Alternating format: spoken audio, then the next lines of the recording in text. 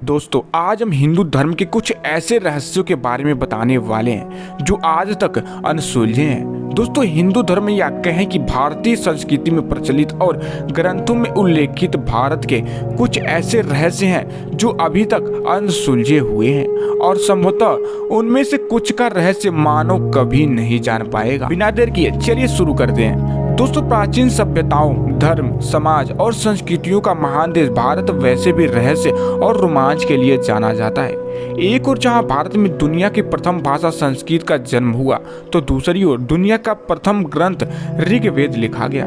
एक और जहां दुनिया की प्रथम लिपि ब्राह्मी लिपि का जन्म हुआ तो दूसरी ओर दुनिया के प्रथम विश्वविद्यालय नालंदा और तक्षशिला की स्थापना हुई।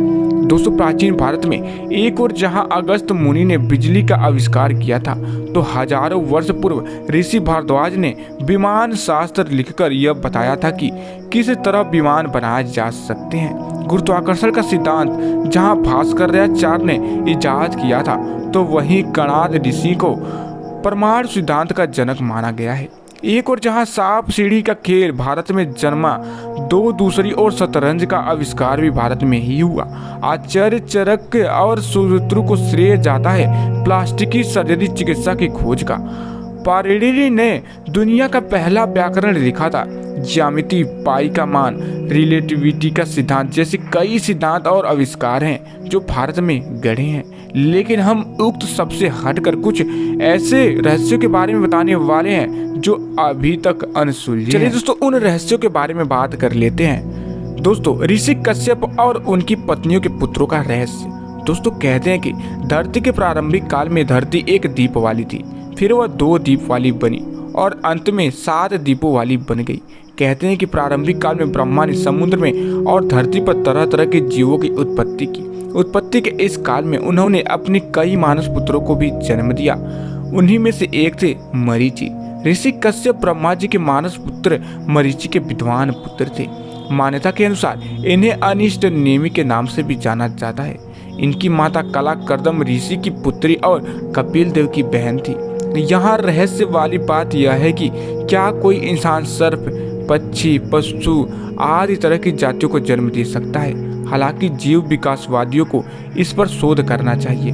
क्या मनुष्य और पशुओं के संयोग से कोई एक नई प्रजाति को जन्म देना संभव है? भगवान विष्णु सदा एक गरुड़ पर सवार रहते थे। ये गरुड़ जी कश्यप की पत्नी विनीता से जन्मे थे। दोस्तों यूं तो कश्यप ऋषि की कई पत्नियां थी, लेकिन प्रमुख रूप से 17 पत्नियों का नाम हम आपको बता देते हैं।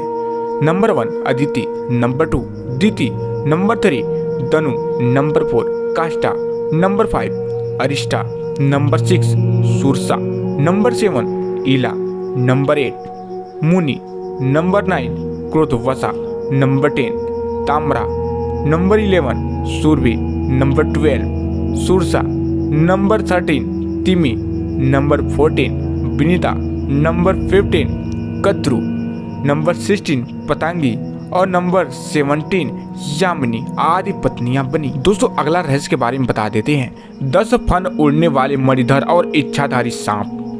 दोस्तों सभी जीव जंतु में गाय के बाद सांप ही एक ऐसा जीव है जिसका हिंदू धर्म में ऊंचा स्थान है। सांप एक रहस्यमयी प्राणी है। देश भर के गाँव में आज भी लोगों के शरीर में नाग देवता की सवारी आती है।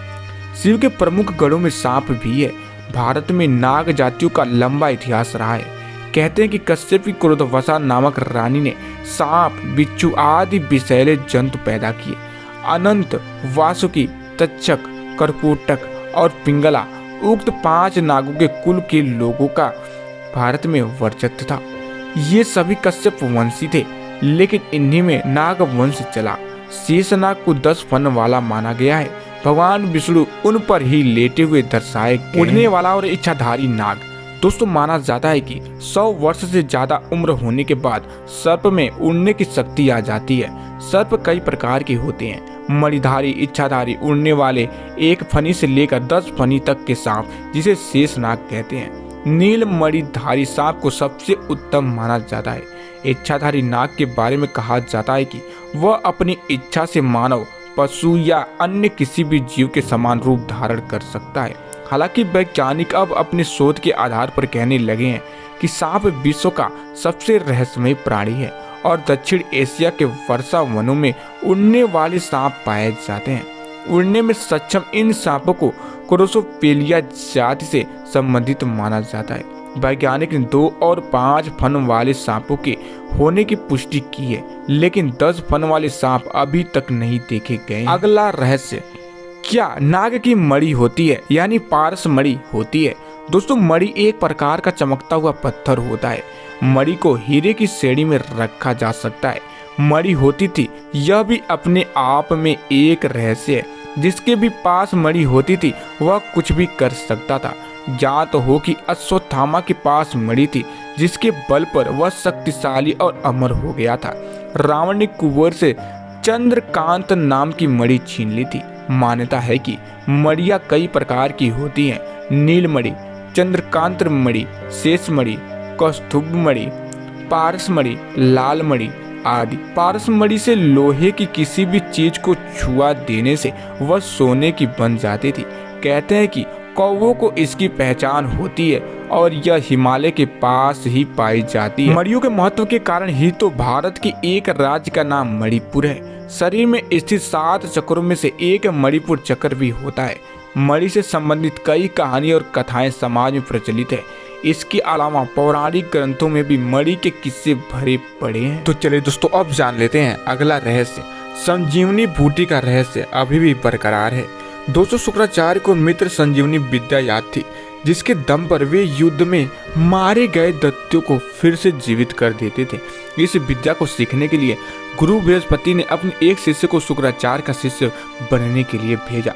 उसने यह विद्या सीख ली थी, लेकिन शुक्राचार्य और उनके दैत्यों को इसका जब पता चला तो उन्होंने उसका वध कर दिया।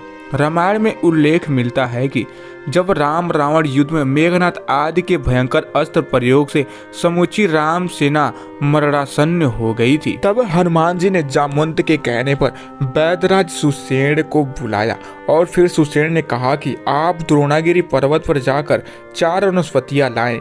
मृत संजीवनी, मरे हुए को जिलाने वाली, विशाल करणी, तीर निकालने वाली, संधान करणी, त्वचा को स्वस्थ करने वाली तथा सवर्ण करणी, त्वचा का रंग बहाल करने वाली। हनुमान बेशुमार वनस्पतियों में से उन्हें पहचान नहीं पाए तो पूरा पर्वत ही उठा लाए। इस प्रकार लक्ष्मण को मृत्यु के मुख से खींचकर जीवनदान दिया गया। इन 4 वनस्पतियों में से मृत संजीवनी या सिर्फ संजीवनी के सबसे महत्वपूर्ण है, क्योंकि इसके बारे में कहा जाता है कि यह व्यक्ति को मृत्यु शैया से पुनः स्वस्थ कर सकती है। सवाल यह है कि यह चमत्कारिक पौधा कौन सा है? इस बारे में कृषि विज्ञान विश्वविद्यालय बेंगलुरु और वानिकी महाविद्यालय शिरडी के डॉक्टर के.एन.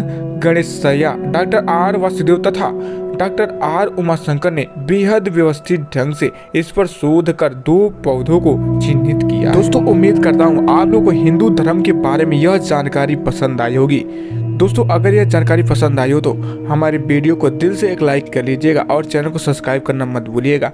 तो दोस्तों, फिर मिलेंगे, तब तक के लिए जय हिंद, जय भारत और जय श्री राम।